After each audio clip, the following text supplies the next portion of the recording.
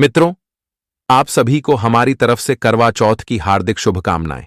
मित्रों, आप सभी का एक बार फिर से स्वागत है हमारे चैनल में। मित्रों, हर साल कार्तिक मास की कृष्ण पक्ष की चतुर्थी के दिन स्त्रियां अपने पति की लंबी आयु के लिए निर्जला व्रत रखती हैं।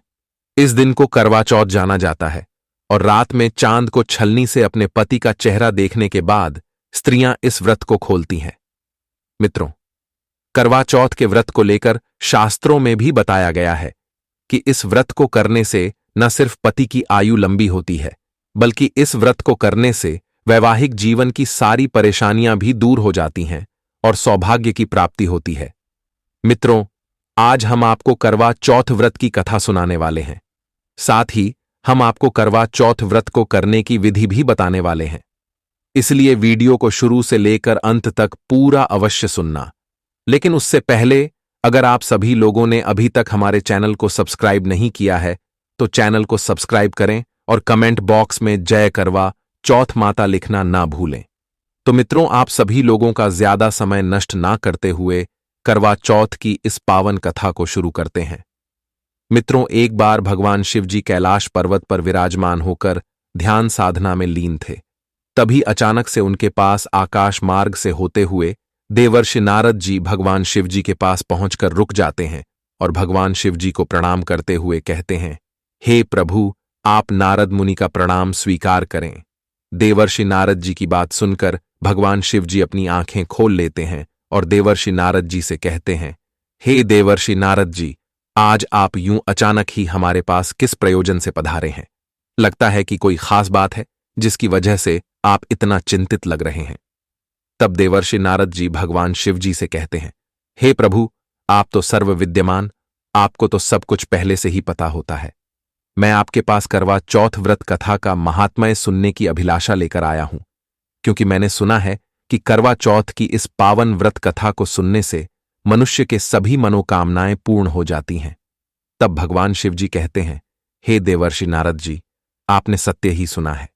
करवा चौथ की इस पावन कथा को शुरू से लेकर अंत तक पूरा सुनने मात्र से मनुष्य की सभी मनोकामनाएं पूर्ण हो जाती हैं। और अगर कोई स्त्री इस कथा को सुनती है तो उसके पति की उम्र दुगुनी हो जाती है। मित्रों, भगवान शिव जी देवर्षि नारद जी से कहते हैं, हे देवर्षि नारद जी, तो चलिए हम आपको करवा चौथ की उस पावन कथा को सुनाता हूं। मित्रों, भगवान शिव जी देवर्षि नारद जी करवा चौथ व्रत कथा की कथा सुनाते हुए कहते हैं, हे देवर्षि नारद जी, किसी समय की बात है। किसी नगर में एक सेठ रहता था। उसके 4 पुत्र और एक पुत्री थी। वह अपने चारों भाइयों की लाडली बहन थी। उसका नाम रूपाली था। वे सभी भाई बहन सदैव एक साथ ही भोजन करते थे। उसके भाई बिना अपनी बहन के कभी भोजन नहीं करते थे। लेकिन कृतिका अपने सभी भाइयों से उम्र में बड़ी थी, इसलिए उसके माता पिता ने उसका विवाह एक धनवान व्यापारी वर्ग में कर दिया। अपनी बहन का विवाह हो जाने के कारण उसके भाई बहुत ही दुखी और उदास रहने लगे। फिर कुछ दिनों बाद उन चारों भाइयों का विवाह हो जाता है, लेकिन वे घर अपनी बहन के ना होने के कारण बहुत चिंतित रहने लगे थे। फिर जब रूपाली को अपने भाइयों की ऐसी हालत का समाचार मिला तो उसे भी बहुत दुख हुआ। रूपाली अपने भाइयों की ऐसी हालत के कारण अपने सभी भाइयों के पास अपने मायके में आकर रहने लगी। ऐसे ही दिन गुजर रहे थे। रूपाली अपने मायके में थी और कार्तिक मास की कृष्ण पक्ष की चतुर्थी के दिन उसने करवा चौथ का व्रत रखा। फिर जब उसके सभी भाई करवा चौथ के दिन खाना खाने बैठे थे तब उन्होंने अपनी बहन को भी खाने के लिए बुलाया। लेकिन उनके बुलाने पर उनकी मां उनसे कहती हैं कि बेटा, इसका तो आज करवा चौथ का व्रत है। जब चांद निकलेगा तब यह अर्घ्य देकर खाना खाएगी। ऐसे ही सुबह से शाम हो जाती है। चारों भाई अपनी बहन को भूखा देखकर बहुत ही परेशान हो रहे थे। तब वे आपस से बात करने लगे कि आज सुबह से हमारी प्यारी बहन भूखी है और चांद अभी भी नहीं निकला है। भाइयों, हमें अपनी बहन के लिए कोई उपाय करना होगा जिससे हमारी बहन भूखी ना रहे, वरना उसके स्वास्थ्य पर बुरा असर पड़ेगा। और अगर हमारी बहन को कुछ हो गया ना तो हम जीते जी मर जाएंगे, क्योंकि हमारी सिर्फ एक ही बहन है। फिर वे सभी इस बात से सहमत हो जाते हैं और कुछ सोचकर एक योजना बना लेते हैं। फिर उसके सभी भाई दूर जंगल में जाकर आग जला देते हैं और एक छलनी लेकर अपने घर की तरफ दिखाने लगे, जिससे ऐसा लग रहा था जैसे कि सच में चांद निकल आया है। फिर जब रूपाली छलनी में से चांद की तरफ देखती है तो उसे चांद की तरह एक नकली आकृति दिखाई देती है। अभी वह चांद को देख ही रही थी कि तभी अचानक से वहां पर उसका एक भाई आ जाता है और उससे कहता है, बहन बहन देखो चांद निकल आया है, अब तुम चंद्रमा को अर्घ्य देकर अपना व्रत खोल लो। फिर रूपाली उस नकली चांद को देखने के बाद अपनी भाभियों को भी बुलाती है और उनसे कहती है कि चलो भाभी, आप भी अर्घ्य दे दो। लेकिन इस पर उसकी भाभियां उससे कहती हैं कि यह चांद तो सिर्फ तुम्हारे लिए निकला है, हमारे लिए नहीं, इसलिए तुम ही अर्घ्य दे दो। अपनी भाभियों की इन बातों को सुनकर रूपाली उस नकली चांद को ही असली का चांद समझकर अर्घ्य दे देती है और खाना खाने लगती है। अभी तक उसके चारों भाइयों ने भी खाना नहीं खाया था, लेकिन जैसे ही रूपाली ने पहला निवाला तोड़ा तभी अचानक से उसके ससुराल से बुलावा आ गया कि उसका पति बहुत बीमार है। यह बात सुनकर रूपाली भोजन नहीं करती है और जब सुबह होती है तब रूपाली की मां उसके जाते समय वस्त्र देने के लिए संदूक खोलती है। तब जैसे ही वह संदूक खोलती है तो उसके हाथ में सफेद कपड़ा, या फिर उसके मन में वहम हुआ और उसने दूसरा संदूक खोलती है। दूसरे संदूक को खोलने पर भी सफेद कपड़ा ही सामने आया। ऐसे ही उसकी मां ने कुछ 4 संदूक खोले, चारों संदूकों से सफेद वस्त्र ही सामने आया। तब उसकी मां ने उसे वहीं वस्त्र पहनाकर जल्दी से ससुराल के लिए भेज देती है, लेकिन जाने से पहले उसे एक सोने का सिक्का दे देती है और उससे कहती है कि रास्ते में सभी को नमस्कार करके पैरों को छूकर आशीर्वाद लेना, और जो तुम्हें सुहागन होने की आशीष दे ऐसे ही यह सिक्का उसे देना। फिर कृतिका उस सिक्के को लेकर वहां से चली जाती है और रास्ते में बहुत लोगों के पैर छूती है, लेकिन कोई भी उसे सुहागन होने का आशीर्वाद नहीं देता है। सभी ने यही कहा कि ठंडी हो, सीली हो, सब्र करने वाली हो, अपने भाइयों की बहन हो, भाइयों का सुख देखने वाली हो। उसके बाद जब रूपाली अपनी ससुराल के दरवाजे पर पहुंचती है तब उसे उसकी छोटी ननद मिल जाती है। फिर वह अपनी छोटी ननद के पैर छूती है। तब उसकी ननद उससे कहती है कि तेरे बेटे हो और मेरे भाई का सुख देखने वाली हो। अपनी उस छोटी ननद की यह बात सुनते ही रूपाली उसे एक सोने का सिक्का दे देती है और उससे कहती है, इस सोने के सिक्के को अपने पल्ले में गांठ बांध लेना।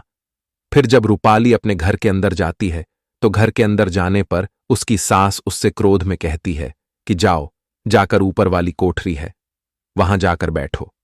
उसके बाद जब रूपाली ऊपर वाली कोठरी में जाकर देखती है, वह वहां का दृश्य देखकर बड़े ही आश्चर्य में पड़ जाती है, क्योंकि वह देखती है कि उसका पति उसके सामने मरा पड़ा हुआ है। पति की मृत्यु हो जाने के कारण वह अपने पति को लेकर वहीं पर बैठ गई और जोर जोर से विलाप करने लगी।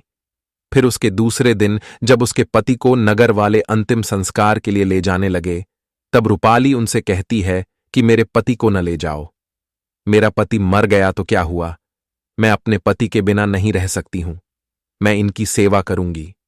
उसकी सास ने भी उसे बहुत समझाती है, लेकिन रूपाली उनकी एक बात भी नहीं मानती है।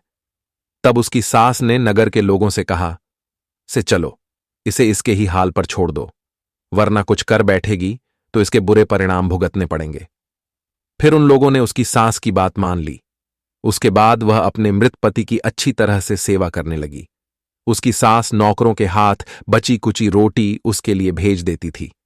इस तरह रूपाली को अपने मृत पति की सेवा करते हुए 1 वर्ष बीत जाता है और करवा चौथ का व्रत फिर से आ जाता है।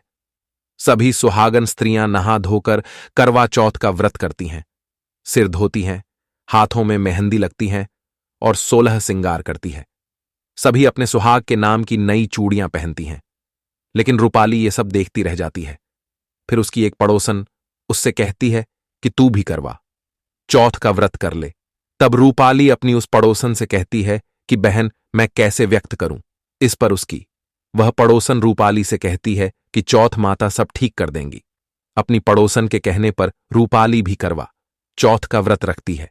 उसके कुछ देर बाद औरत आती है और आवाज लगाने लगी, करवा लो भाइयों की प्यारी, करवा लो, दिन में चांद उगवाने वाली करवा लो, ज्यादा भूख की मारी करवा लो।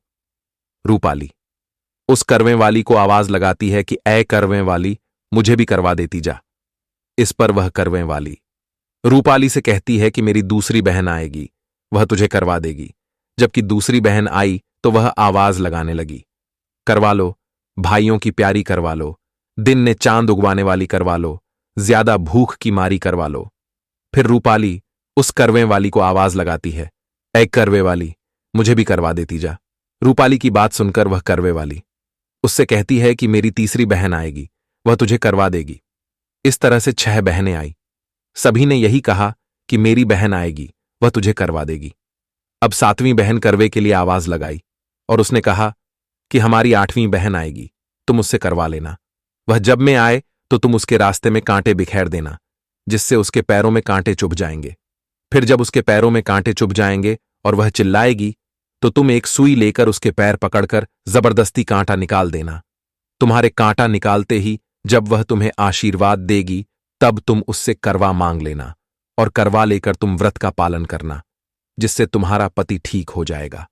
उस 8वीं करवे वाली की बात सुनकर वह बिल्कुल वैसा ही करती है और कांटा चुभने पर उसे निकाल भी देती है, जिससे उस 8वीं करवे रूपाली को आशीर्वाद देती है।